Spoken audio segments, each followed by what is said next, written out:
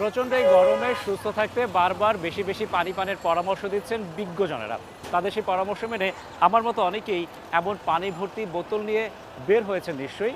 কিন্তু প্রশ্ন হলো,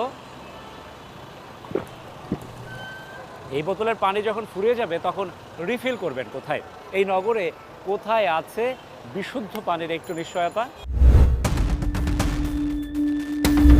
মাথার উপরে গনগনে সূর্যকে সঙ্গী করে পানির অনুসন্ধানে নেমে পড়া। অবস্থান রাজধানীর সবথেকে ব্যস্ততম এলাকা গুলিস্তান। এই বোতলে ভরবো এরকম কোনো পানি আছে কোথাও? আশপাশে কোথাও নাই। আপনারা কি করেন? হোটেলের থেকে যায় খায়। হোটেল ছাড়া কোনো উপায় নাই। যে এই পানিটা আমার শেষ হয়ে গেছে, আমি এক বোতল পানি ভরতে চাচ্ছি, কোথাও পাবো?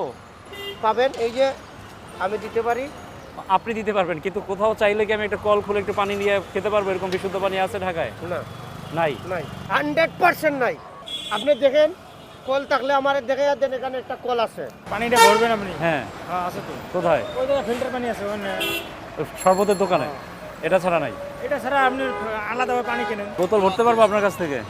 কত? 20 টাকা। এই এক বোতল পানি 20 টাকা? আপনি জানেন না এটা? হাফ লিটারই তো। আপনি জানেন 20 টাকা? 20 টাকা লাগবে? তা আমি যে বোতল নিয়ে ঘুরতেছি, খালি বোতল, আমি ভরতে পারবো না? ঘুরতে থাকেন, ঘুরতে ঘুরতে কোনো এক জায়গায় অজ্ঞান হয়ে পড়ে যাবেন, কিন্তু পানি তো নাই। পুরো গুলিস্তান ঘুরেও মিলল না পানির কোনো উৎসের সন্ধান। তাহলে এত এত পথচারী, শ্রমজীবী, কর্মজীবী, ফুটপাতের দোকানদার সহ সবার চাহিদা মেটে কি করে? এই পানি কোথায় পেলেন? ওখান থেকে কিনে আনলাম। কিনে আনছেন? এই বোতল পুরোটাই? না না, এই খোলা পানি। এই খোলা পানি কয় টাকা কিনছেন? এটুকু 10 টাকা। এটুকু 10 টাকা? জি। এটা নিয়ে কোথায় যাচ্ছেন? পানি আনতে যাইতে আছি মসজিদে, নামাজ পড়বো, পানি লেন।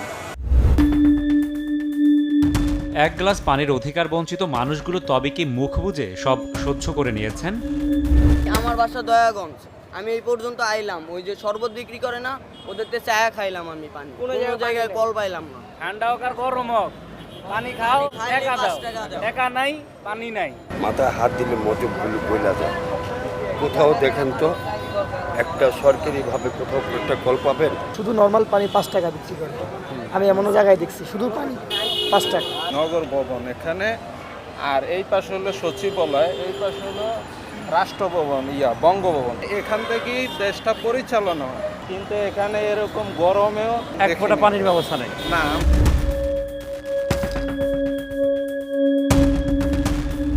নগরবাসীর ঘরে বিশুদ্ধ পানি সরবরাহের দায়িত্ব ঢাকা ওয়াসার, এটি কারোই অজানা নয়। কিন্তু ঘরের বাইরে থাকাকালীন সময়টুকুতে কর্মব্যস্ত মানুষের পিপাসা মেটাবে কে? পানিশূন্য ওই বোতলটি পরিপূর্ণ করার দায়িত্বই বা কার? এসব প্রশ্নের উত্তর খুঁজতে ঢাকা দক্ষিণ সিটি কর্পোরেশনে আমরা। কর্তা ব্যক্তির দপ্তরে যাওয়ার আগে একটু গলা ভেজানোর চেষ্টা। এক বোতল পানি ভরতে পারবো কোথাও? পানি আসলে খাওয়ার পানি বলতে ওই পাম্পে যাইতে হবে। লাইনের পানি আছে, কিন্তু লাইনের পানি তো ভালো হবে না। আমাদের খাবার পানি আছে, সেই পানি যদি ঢেলে দিয়ে আপনি যদি নিতে চান তাহলে দিতে পারি। কিন্তু ওই সাধারণ মানুষের খাবারের ব্যবস্থা করে নাই। না, পানি তো আপনার কাছে আছে, কিন্তু এই বোতল ভরার মতো কোনো ব্যবস্থা এখানে আছে? পানি আছে ভিতরে আছে, ভিতরে। ভেতরে?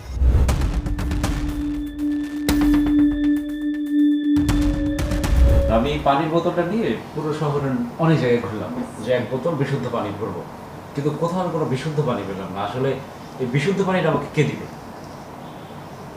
ওয়াসা দিবে? সিটি কর্পোরেশন না? না, সিটি কর্পোরেশন তো পানির সিটি কর্পোরেশন দেয় না।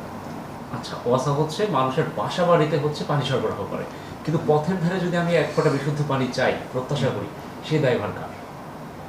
সেটা কি ওইভাবে তো পাবেন, তো দেওয়ার কোনো নেই। সিটি কর্পোরেশন নাগরিককে পিপাসা মেটানোর কোনো আমি আমার কার্যাবলী নেই আপনাকে দেখাই। আপাতত বলদ উন্নয়নে কর্পোরেশন নগরীতে সাধারণ ব্যক্তিগত ব্যবহারের জন্য পর্যাপ্ত বিশুদ্ধ পানি সরবরাহের ব্যবস্থা করিবে। তো এই জিনিসটা এখনো ওয়াসার কাছে, আমার কাছে এখনো হয়নি। কিন্তু আপনার কাগজে কিন্তু এখানে 8 নম্বরেই লেখা আছে পানি সরবরাহ, পানি নিষ্কাশন। এই আমাকে তো হ্যান্ড ওভার করেন। অর্থাৎ আপনি বলতে চাচ্ছেন যে কার্যপ্রণালী হিসেবে আছে, কিন্তু আপনাদের দায়িত্ব not yet hand over. City corporation যদি সেই দায় নেয়, পানি সাপ্লাই দিতে দিতে আপনি শেষ হয়ে যাবেন, পানি আর কেউ কিনবে না। সিটি কর্পোরেশন কি তাহলে ওই যে পানির বাণিজ্য টিকিয়ে রাখছে, বিষয়টা এরকম? সেটা সিটি কর্পোরেশন কিভাবে? সিটি কর্পোরেশনের ম্যান্ডেট তো নয়। বাড়ির বাইরে বের হবো, আমার পিপাসা লাগবে, তখন আমি কিনে খাবো, এর বাইরে আমার কোনো উপায় নেই। না, আর কোনো নেই। সিটি কর্পোরেশন কোনো দায় না। এবারের গন্তব্য ঢাকা ওয়াসা। সাক্ষাৎকারের আগে এখানেও একটু পানি খুঁজে দেখা যাক। একটু পানি ভরতে যাচ্ছিলাম, পানি আছে? হ্যাঁ, পানি আছে দিবে। কোথায়? ওনাকে একটু পানি দেন। আপনার কাছে এই বোতলে পানি? তাও তো শেষ। কিন্তু এখানে এমনি কোনো পানি টানি ভরার কোনো ব্যবস্থা নাই, সাধারণ মানুষ চাইলে পানি পাবে না। আপনারা ভিতরে আসুন, এই গেটের ভিতরে আসুন। কার্যালয়ে ঢুকতে গিয়ে প্রথমে বাধার মুখে পড়লেও পরে আদেশ আসে অপেক্ষার। এমডি যথারীতি দেশের বাইরে, বাকিরাও রাজি নন এমন বিষয়ে কথা বলতে। আপনি আছেন কিন্তু ক্যামেরা না, আপনি আমার সাথে এমনি কথা বলতে পারেন। আপনি ইন্টারভিউ দিতে চাচ্ছেন না? না, ইন্টারভিউ দিতে চাই না আমি। ইন্টারভিউ কেন? আচ্ছা, আমার তো একটু ইন্টারভিউ লাগে, আমি তো টেলিভিশন না না, আমি রিপোর্টার। ইন্টারভিউ দেব না। না না, এটা আমি ইন্টারভিউ দেব কেন এখন? শহীদউদ্দিন স্যার তো ইন্টারভিউ দিবেন না বলছেন। তাই বলতেছে? হ্যাঁ, আমি কি করতে পারি? পানি সম্পর্কে একমাত্র শহীদুদ্দিন স্যার বলতে পারবে। এখন উনি যদি না দেয় তাহলে এখন আমি কি করতে পারি, আপনিই বলেন আমাকে। রাস্তার ধারে এক পথিক হেঁটে যাচ্ছে, সে এক গ্লাস পানি খাবে, সেই পানি নিশ্চয়তা দেওয়ার দায়িত্ব কার? রাস্তার কলের পানিগুলো সিটি কর্পোরেশন ইয়ে করে, ঠিকই করছেন, এটা আপনাদের লোক। তাহলে এই দায়িত্ব হচ্ছে সিটি কর্পোরেশনের। ঘন্টার পর ঘন্টা অপেক্ষা করে ওয়াসার দায়িত্বশীল কারো সঙ্গেই কথা বলা সম্ভব হয়নি। যদিও ওয়াসা রাস্তার ধারে পথিকের পিপাসা নিবারণের জন্য দায় চাপাচ্ছে সিটি কর্পোরেশনের উপরে। এই যে আপনি বোতল নিয়ে ঘুরছেন, শহরের এখানে ওখানে যাচ্ছেন, পানি পাচ্ছেন না, শুধু আপনি নয়, এটা নগরীর যে পথচারী আছেন, শ্রমজীবী মানুষ আছেন, সবারই একই সমস্যা। সিটি কর্পোরেশন এবং ঢাকা ওয়াসা কোনোভাবেই এই দায় এড়াতে পারে না। খাবারের জন্য পানি পণ্য হতে পারে না। সাধারণ দরিদ্র মানুষ তার চলাচলের পথে একটু এক তৃষ্ণা পেলে এক গ্লাস পানি খেতে পারবে না, এটা হতেই পারে না। বাংলাদেশে তো অবশ্যই নয়, এটা জলের দেশ।